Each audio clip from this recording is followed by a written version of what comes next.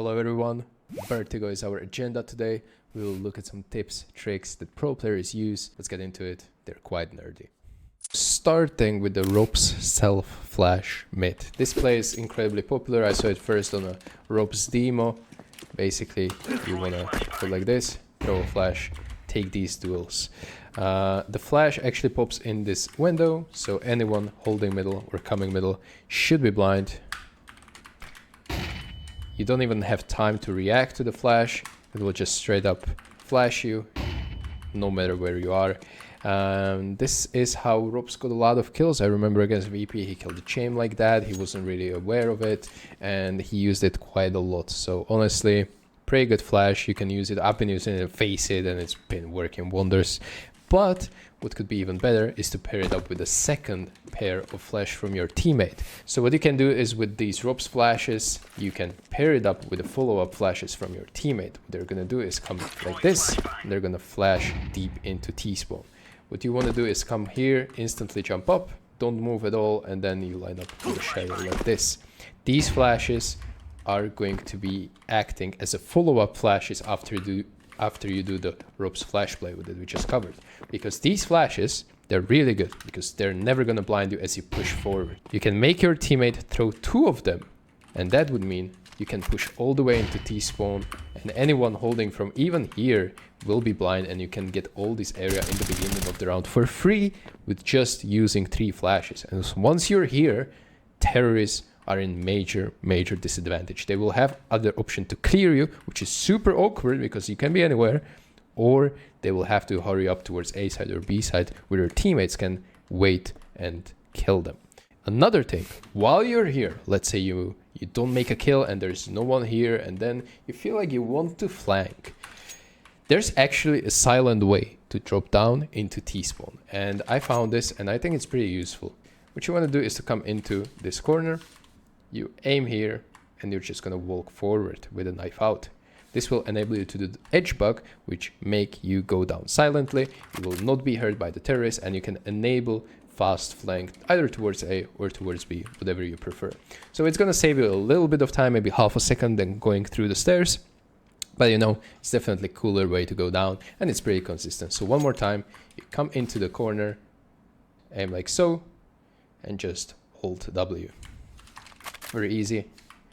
Use it well. Next up, we want to move to B side. So this is one of the most powerful piece of utility you can do as a B player, and that's HE. I see a lot of players in Faceit, even in high elo, not using this, but in pro games, it's pretty much a go-to nade to deny terrorists any B lobby control fast. So it's not that easy. It's pretty hard lineup, and you have to definitely practice it a little bit. But this HE deep into the lobby is definitely one of the key pieces of utility you want to know as a B player. Obviously, you can throw a molly pretty much the same way, but that molly is usually extinguished by a terrorist throwing a smoke, let's say in the area outside of the lobby, and they can go through it. So this H is going to deal a lot of damage to terrorists taking B lobby fast. What you want to do is basically you come right around the corner, you aim here, and then you will, while air strafing to the left, you will just right click the nade. This is how it looks in full speed. And you definitely have to practice it, but the deeper it goes, the better, because the timing works. It just will slow down and damage all the terrorists coming into B lobby. Now, let's say you have a B lobby, okay? But you're up here and you want to enable a flank. Let's say terrorists are coming A side, you're a B player, and you want to flank fast. But I was sometimes in the situation where I didn't want to make a step down here and fast flank because I was afraid the terrorists might be lurking around middle and he would hear the flank, alerting the rest of the teammates that I am flanking, and they will just wait for me and kill me. So I found a way to actually silent drop into B lobby. And this is not advised to do if there is possibility of terrorists being somewhere here, but if you have the information that there's, let's say, one middle and the rest of the team is going towards A, this is how you fast flank. What you want to do, you're going to get stuck into this corner and you aim. There are like 2 dots at the edge of the shadow on the left one. So you can just find it yourself, whatever lineup you prefer, but this is what I found. You want to pull up the knife, and basically you're going to aim it at it, just hold W. This will enable another edge bug from these pallets onto the generator, all you have to do, if you don't crouch, you're gonna make a sound. You have to make a crouch as soon as you hit the pallets. So this is uncrouched, and you're gonna fall down. But if you crouch, you're gonna make it to the generator, and you're actually going to fast flank B. And this is faster version than going through the stairs. And then again, while you're crouching, you will uncrouch midair and you instantly flank. This is much, much faster than taking the silent route, which is this way. Plus, again, it's cooler. There's another silent drop in B lobby. There's a lot of silent drops in here, Vertigo, but it's, you know, elevated maps, so it's good to know these. But basically, this was not possible in CSGO. But these railings right now are actually climbable down silently. In CSGO, if you did this and you uncrouch midair, you would still make a step. So basically, what you can do with this piece of information is that you can, let's say, take B lobby, go through the stairs instead, and then you can get onto the ground level this way. Why is this important? First of all, you're not overexposing yourself by going this way, and it can get you into the powerful position which is behind sandbags. So how it looks in the pro games, what I'm using sometimes, I'm gonna go like this, and then like this. And in this position, it's very hard to flash you, and even if they flash you, a lot of times in Face It, you're gonna get a lot of free kills because people don't really clear that angle. Plus, they start going upstairs, they're gonna look into B side, while they're never going to spot you here. You will see them coming up. You can just jump up here and kill them in the back. I've done countless of these skills in Face It and in pro games as well. Next thing I want to talk about is the pixel gap in this elevator shaft. So if you guys remember, in CSGO, it was possible to land on this little pixel here and save a weapon there. Trust me, don't do it in CS2. You will die. And I tried it in Face It. I was blamed for it, that I'm trolling. I was just wanting to try it. Whatever, it's just Face It. The pixel is still there. I can show you. But as soon as you hit it, you're gonna die anyway. Next up, while we're around this area, I want to show you just a little cool thing, which is like super giant shadow that you can cast. It's not a trick, it's just a little gimmick that I found. But as you jump up on the lightning here, I can see my shadow. And this one is just my foot right now, but I think I can move forward a little bit to cast a really big one. You see, basically this is me. This is a huge shadow. Little gimmick, you will never use it, but you can flex in front of your teammates. Next one is the silent drop in the ladder room. So a lot of players have some kind of different, you know, lineups for the drop, but I saw Robs on his demos. He's using this ladder quite effectively and efficiently. So basically, he's just gonna strafe into the ladder, and then he is going to let go of all the keys that he is holding on the keyboard before he taps W together with the shift just at the edge of the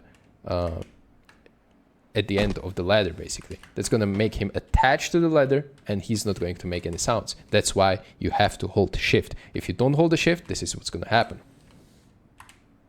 Sometimes you're actually not going to make sound even without shift, so it's good to know. I thought every time you will do this kind of step. So if you're holding shift and you're going to latch onto the ladder just before it ends, you're gonna land smoothly, nicely, and more importantly, silently. Just like this. So while we're at the ladder, let's talk about how to move at the ladders effectively, like pro players. This is common knowledge for players who are better, but basically silently going up like this with holding shift is just kind of slow. What you can do is actually go up much faster this way. And what I'm doing is I'm tapping W and D if I'm looking to the left, WA if I'm looking to the right.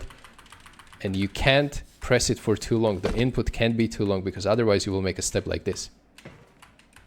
You see, I made a step right there or a ladder sound, so that's not good. You have to really tap it rapidly with short inputs. You're not holding shift, by the way, for this. So just W and D.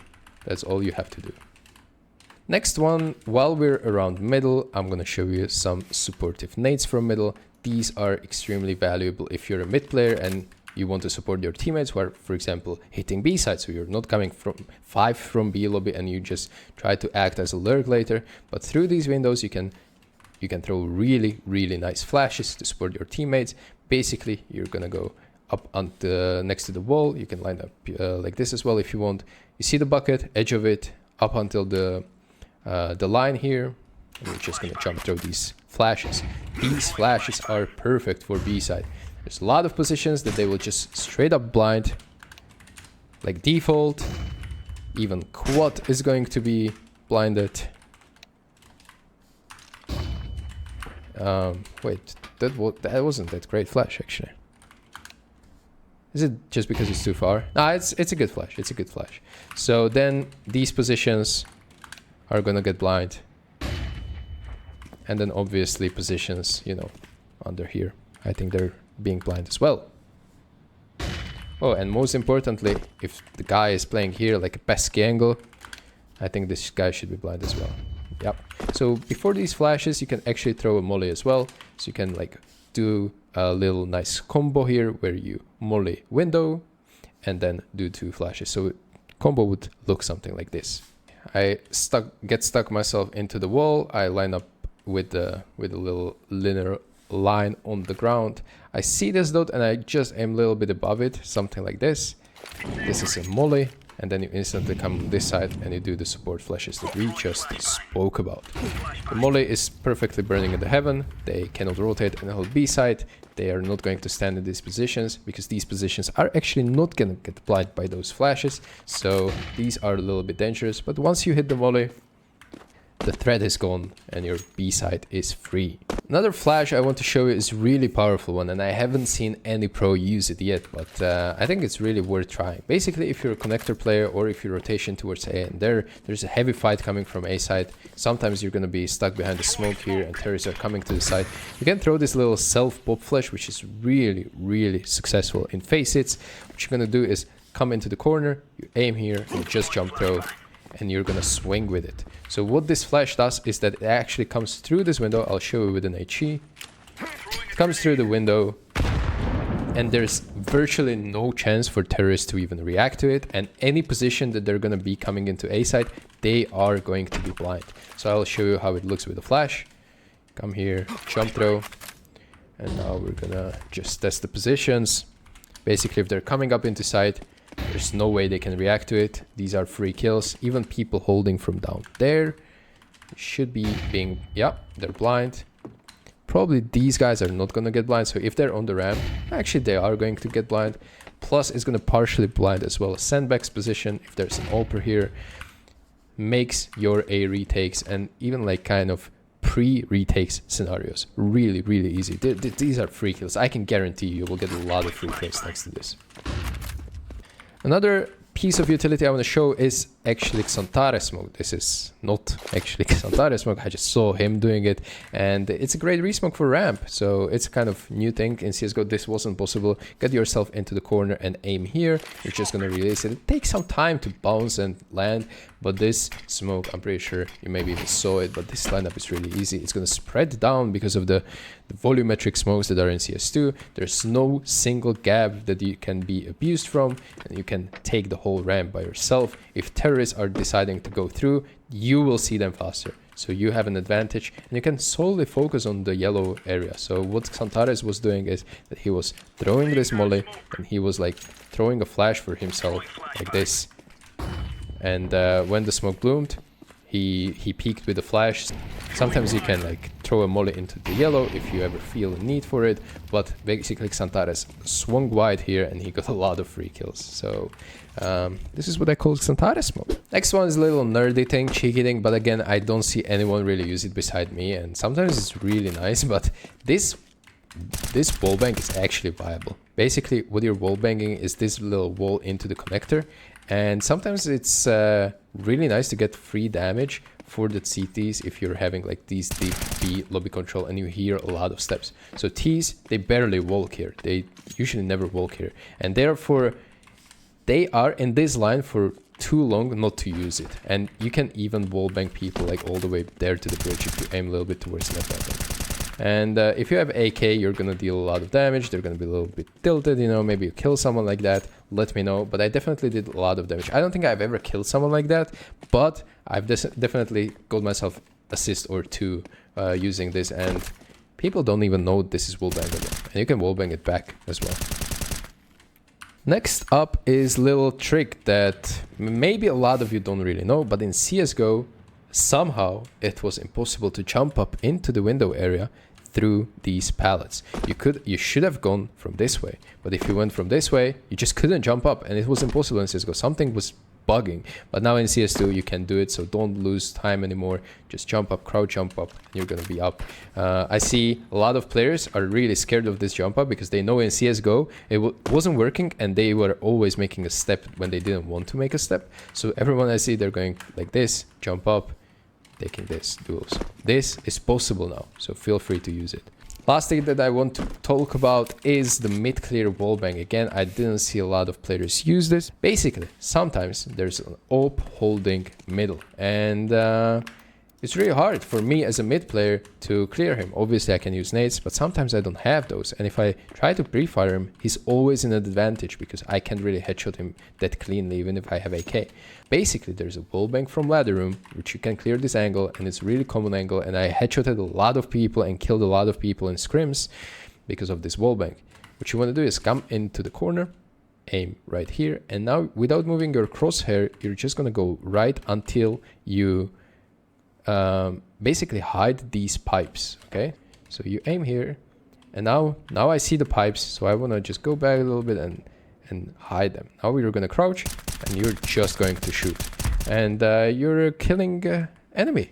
If he is crouching, you're gonna kill him even faster, but it's around 12 damage per hit. I have M4 right now, so with AK it's I think around 16 or 17. If you headshot him and hit him like twice, he's dead or 1 HP, and usually people panic and they shoot back, but they will never kill you. So I really like it. Feel free to use it. I think that's the last tip I have for you right now. But if you have some map that you want me to cover and go over these like nerdy little tricks and tips that will get you extra frag or maybe extra round or maybe win a match, I don't really know how you use it. Let me know in the comment section below. I'm down to always find these because you know me, I'm kind of nerdy and I like finding these. So let me help you and let me know which map do you want me to cover.